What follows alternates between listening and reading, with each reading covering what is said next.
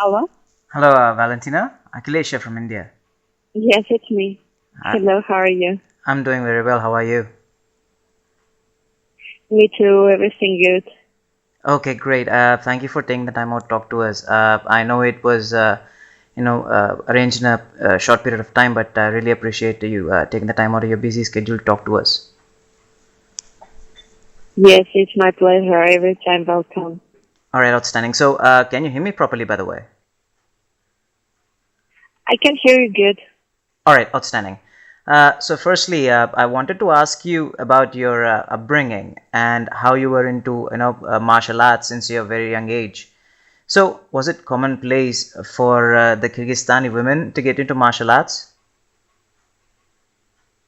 I started to practice martial arts since 5 years old because of my mom.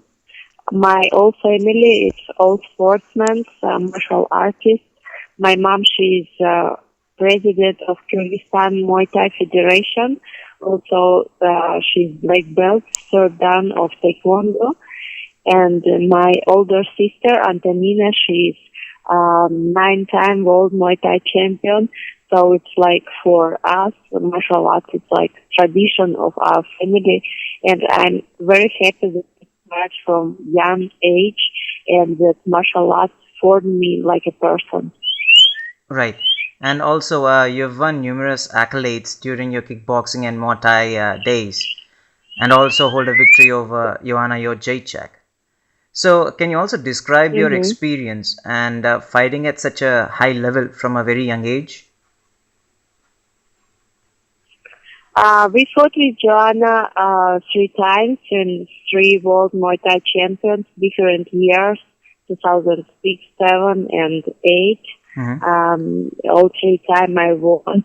And I was competing in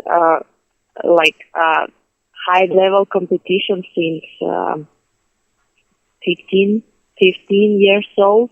At 12, I had my first professional fight and my first World Muay Thai Championship I won when I had 15 years old. But every time I was like, I didn't think about me, that like I'm minor of age and something like scared. No, because every time I wanted to fight with in the big leagues. Right. So every time on all trainings, I pushed me, and every time I said, "No, it's not enough for me. I have to be like better and better, and to fight with all like best fighters is the goal, and only fighting with the best ones, you can really say that you are the best." Right. Now, also, before we get to your MMA career, what was the most difficult aspect during your transition from going as a purely striker from a purely striking background to getting into mixed martial arts? So, what do you think was the most difficult aspect for you? Um, about martial arts, I competed like long time in martial arts. And every time in my trainings, we was training like Muay Thai and on the ground like martial arts. For example, in 2003, I already won world championship in South Korea of MMA martial arts. In 2005, I won again the same world championship. But in that moment, it was a little, not too much girls in martial arts, and we could not find we could not find a lot of fight in martial arts in MMA. So we more like was focused in Muay Thai in K1.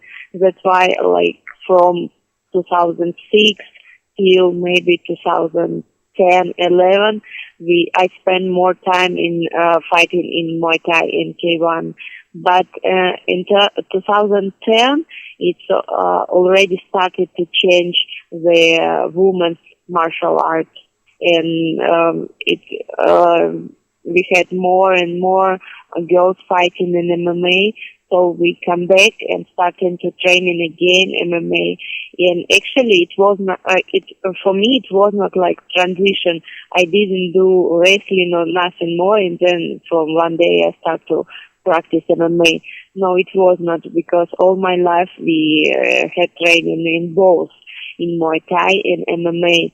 But the thing, like more spending more time fighting Muay Thai because of difficulty to find opponent. And in 2010, we started to focus more on MMA. Now I fighting only in MMA. Right. Now, also, when UFC came calling and asked you to face a veteran in Sarah Kaufman for your debut, what exactly went through your mind?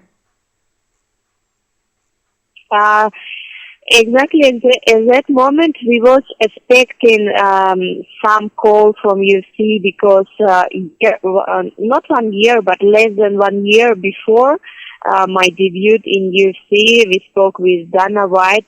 We met with him in Legacy Fighting Championship and promotion. It's American promotion of MMA. Right. I had a fight with them like three. I had 3 fights with them.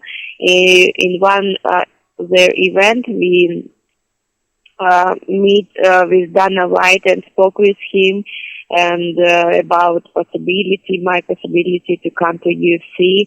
And since that moment, I was like prepared that one day it will be called. But how long to wait? Nobody could say.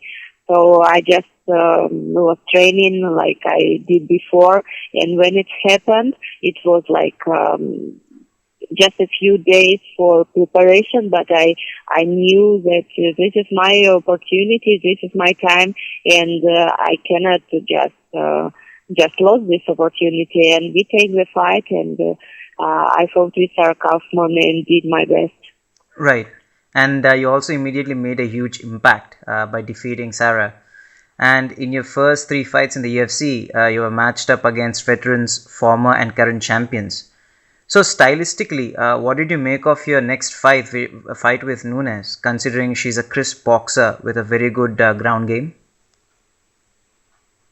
Every time it's need to, like, I fought with her, and before it was not, I can say it was not my best fight, because I know that I can do much better, and just wait my opportunity to take that fight again.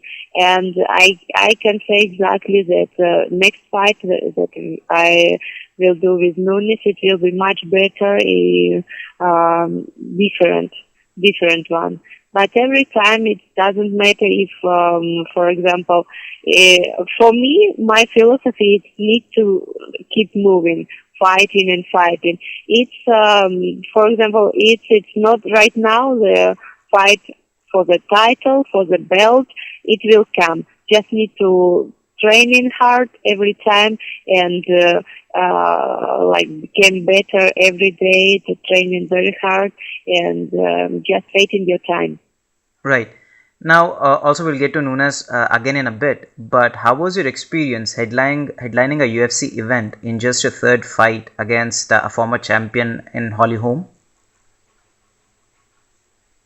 Yeah, can you repeat the question? Sure. I said, how was your experience headlining a UFC event in just your third fight against a Okay. former champion? I hear you. Okay. We was preparing for the fight very hard. I knew that this is a good chance to show all my abilities of striking and everything. And we prepared like with different sparring partners. And also my sister Antonina, she was helping me because she has the same toe like Holly Holm, and she can do the same style kicks and punch like doing Holly Holm. So we was modified all the possible situations that I could have on the fight, and but mentally I knew that it will be difficult fight, but I was not like Um, maybe yes, maybe no, maybe I win, maybe I lost. No, for me it was only one way to came out from this fight like champion, like the winner. And this is was in my mind, and I came there for the war, and I did everything that we was planned, and I think it was a good time in Chicago, good time, and very good time of the fight.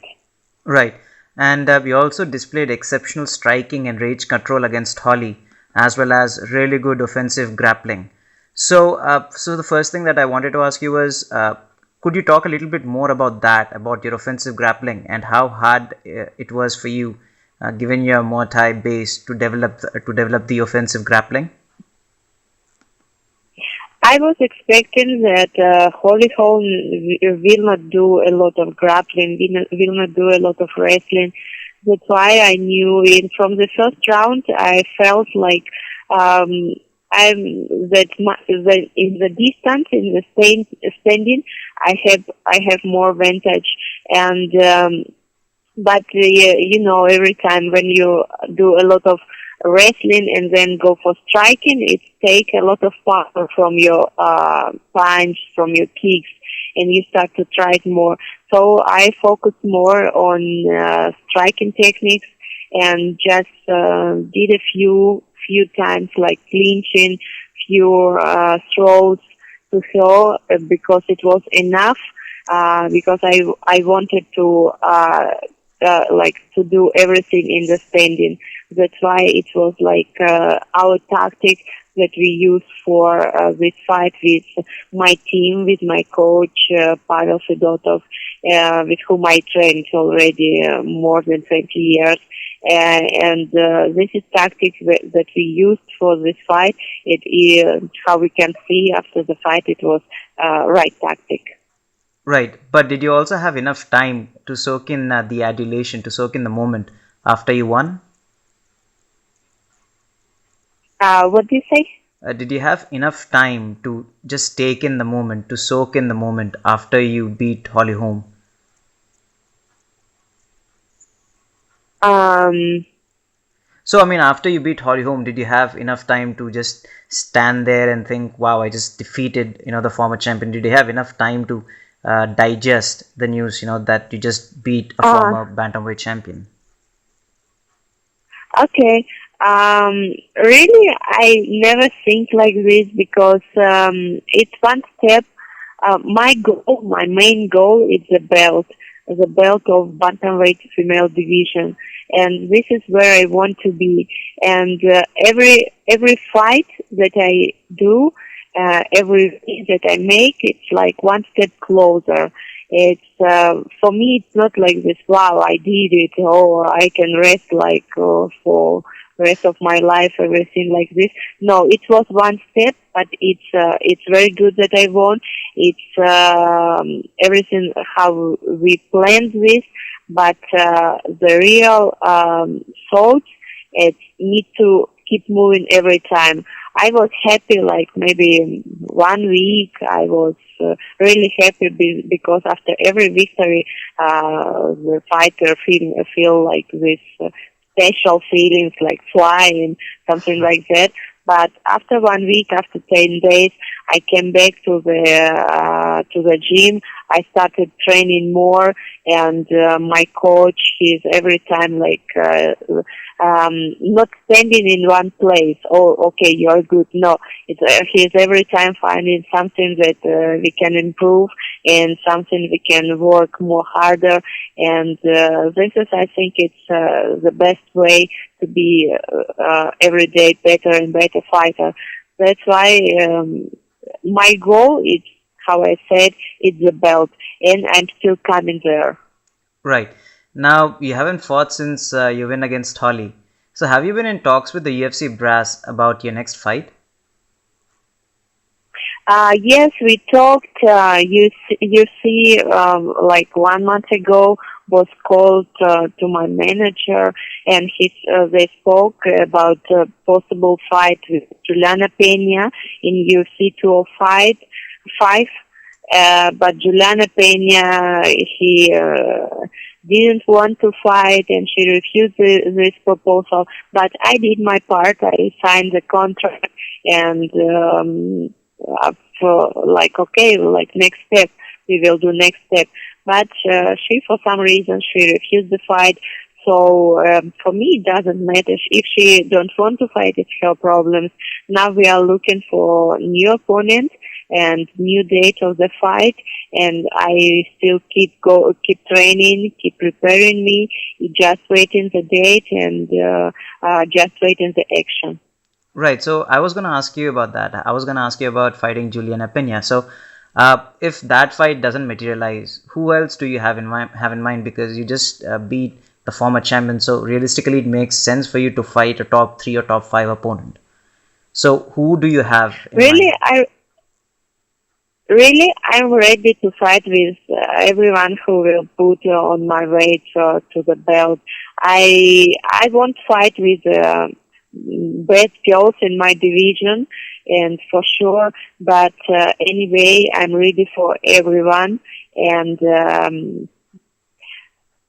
I really don't care with who fight. Just need to be prepared. All right, outstanding.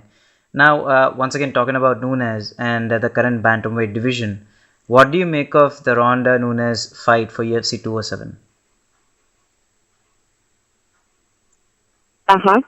So, what do you make of the fight? What are your thoughts about Ronda fighting Nunes at UFC 207? It's difficult to say, but I think Nunes, she has more arms. She has grappling. She has striking. Ronda, she has more striking or more grappling than striking. And but I think for everybody, it will be interesting. It's like Ronda, she's come back from 1 year of rest. And let's see how it turned out. But anyway, after my maybe one fight, maybe next fight, I won't fight with the winner of this battle. All right, outstanding. So one other thing that I wanted to ask you was, fighters like you, fighters like Pena, fighters like Misha, for example, who have fought 3-4 times in the past year or so. So what is your take on Ronda? Although she lost her previous fight, what is your take on Ronda coming back and getting a title shot immediately?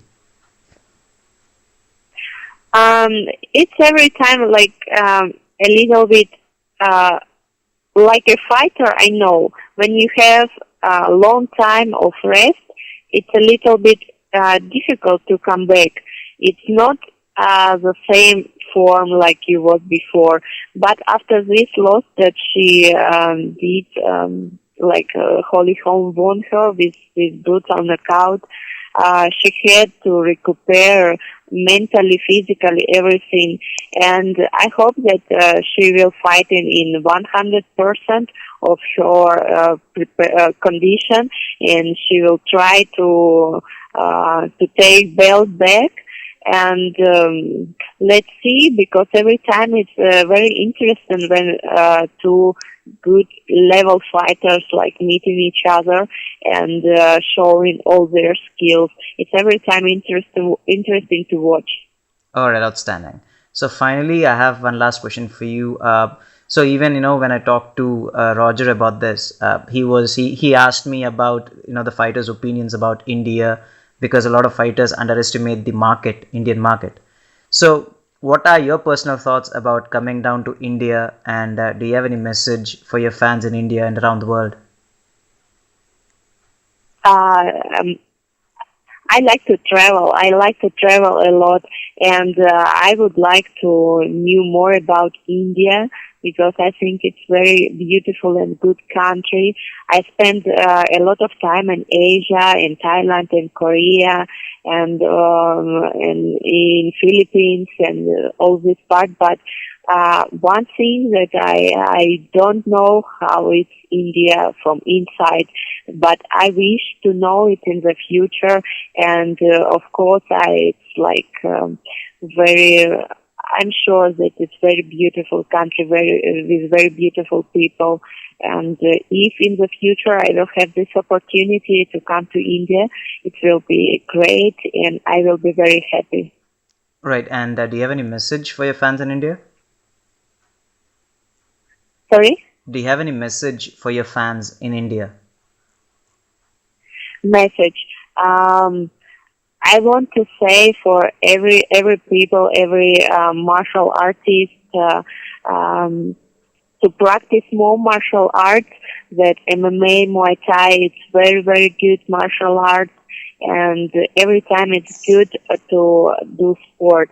And of course, for girls, for women to practice more, because it's not only your self defense. It's always something that you every time you feel good. I know for like myself, when I'm not training, I feel something missing. But when I do a little exercise in a day, I feel great. Like a day became more beautiful, more shiny. And of course, I want to say for all girls to practice more and to know this wonderful world of martial arts, and to wish all luck, to send much love for all people of India, and to say thank you for calling me today and doing this interview. And I really happy that people from other like points of the world are interested and wanted to know a little bit more about me, about martial arts. And thank you so much for it. Outstanding. Thank you once again, Valentina. I will once again get in touch with you, whenever your next fight is announced. I look forward to catching up with you again. Thank you so much, Kelly. Thank you for calling. Appreciate it. Have a good day. Have a good day to you too. Bye. Thank you. Bye.